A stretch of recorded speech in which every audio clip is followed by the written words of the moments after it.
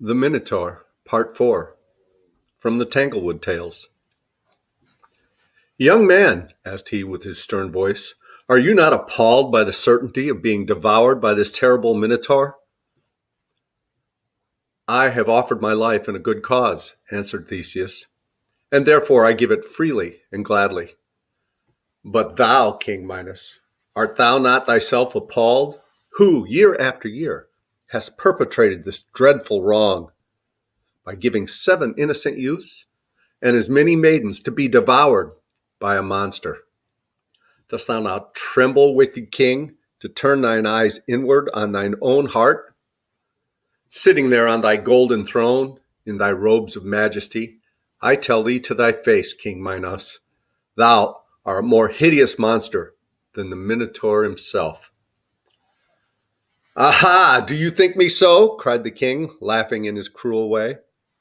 Tomorrow at breakfast time, you shall have an opportunity of judging which is the greater monster, the Minotaur or the king. Take them away, guards, and let this free-spoken youth be the Minotaur's first morsel. Near the king's throne, though I had no time to tell you before, stood his daughter, Ariadne.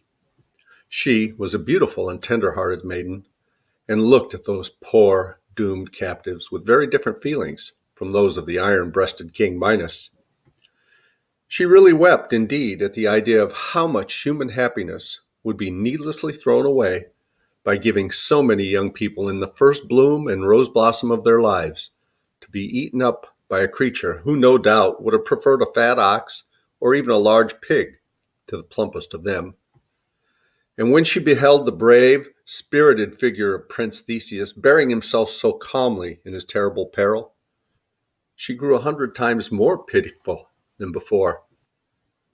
As the guards were taking him away, she flung herself at the king's feet and besought him to set all the captives free, and especially this one young man.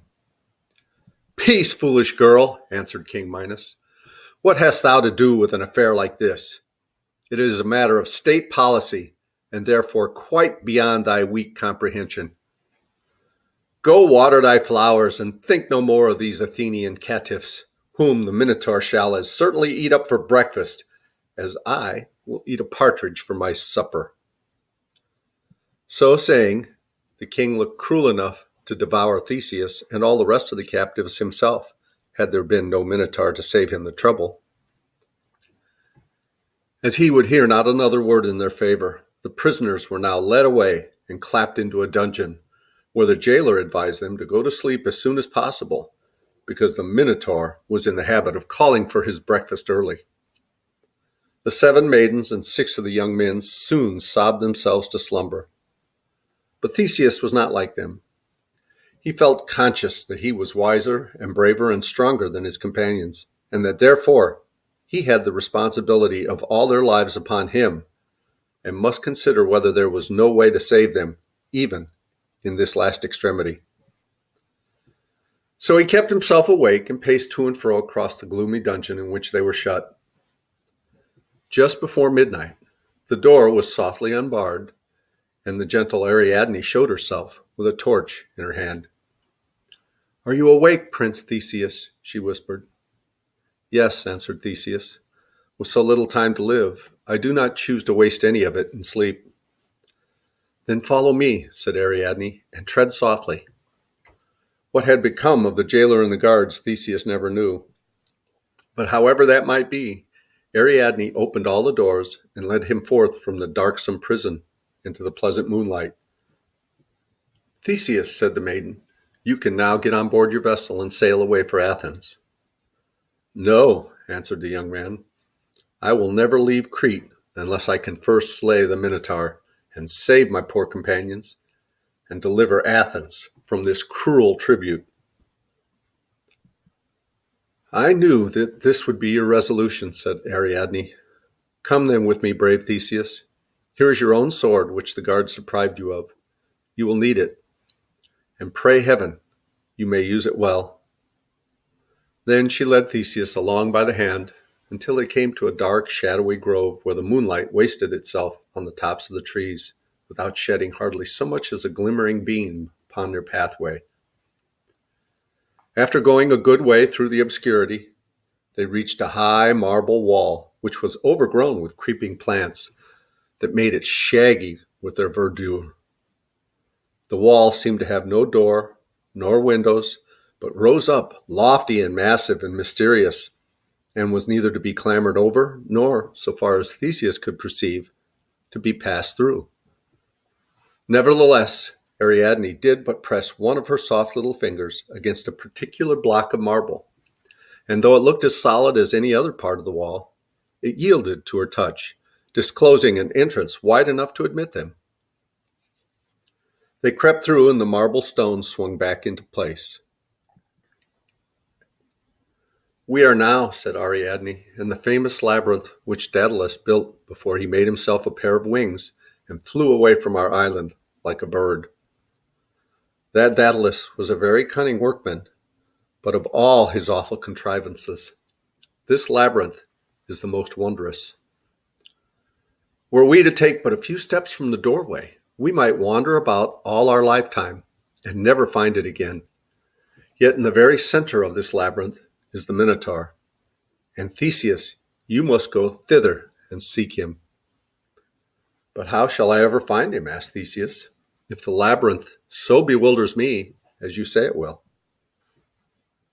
Just as he spoke, they heard a rough and very disagreeable roar, which greatly resembled the lowing of a fierce bull, but yet had some sort of sound like a human voice. Theseus even fancied a rude articulation in it, as if the creature that uttered it were trying to shape his hoarse breath into words. It was at some distance, however, and he really could not tell whether it sounded most like a bull's roar or a man's harsh voice.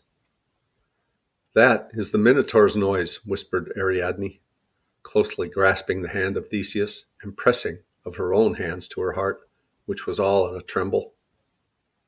"You must follow that sound through the winding of the labyrinth, and by you will find him.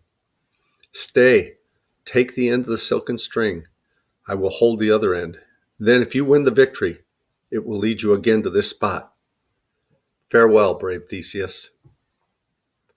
So the young man took the end of the silken string in his left hand, and his gold-hilted sword ready drawn from the scabbard in the other, and trod boldly in the inscrutable labyrinth.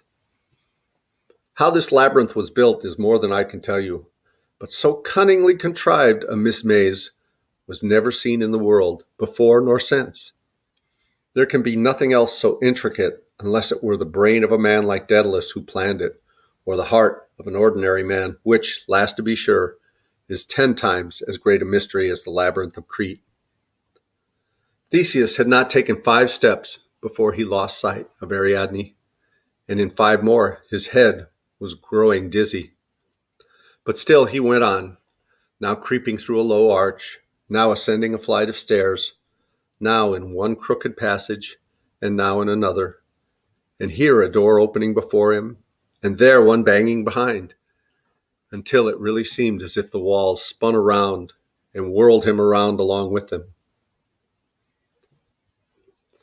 And all the while, through those hollow avenues, now nearer, now farther off again, resounded the cry of the Minotaur. And the sound was so fierce, so cruel, so ugly, so like a bull's roar, and withal so like a human voice, and yet like neither of them, that the brave heart of Theseus grew sterner and angrier at every step, for he felt it an insult to the moon and sky and to our affectionate and simple Mother Earth that such a monster should have the audacity to exist. As he passed onward, the clouds gathered over the moon, and the labyrinth grew so dusky that Theseus could no longer discern the bewilderment through which he was passing. He would have felt quite lost and utterly hopeless of ever again walking in a straight path if, every little while, he had not been conscious of a gentle twitch at the silken cord.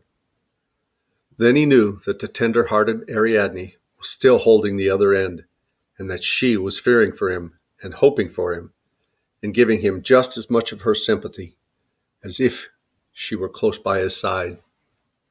"Oh, indeed, I can assure you There was a vast deal of human sympathy running along the slender thread of silk, but still he followed the dreadful roar of the Minotaur, which now grew louder and louder, and finally so very loud that Theseus fully expected to come close upon him at every new zigzag and wriggle of the path.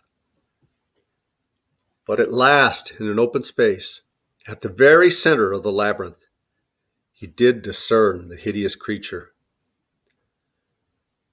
Sure enough, what an ugly monster it was. Only his horned head belonged to a bull, and yet somehow or other he looked like a bull all over, preposterously waddling on his hind legs. Or, if you happened to view him in another way, he seemed wholly a man, and all the more monstrous for being so.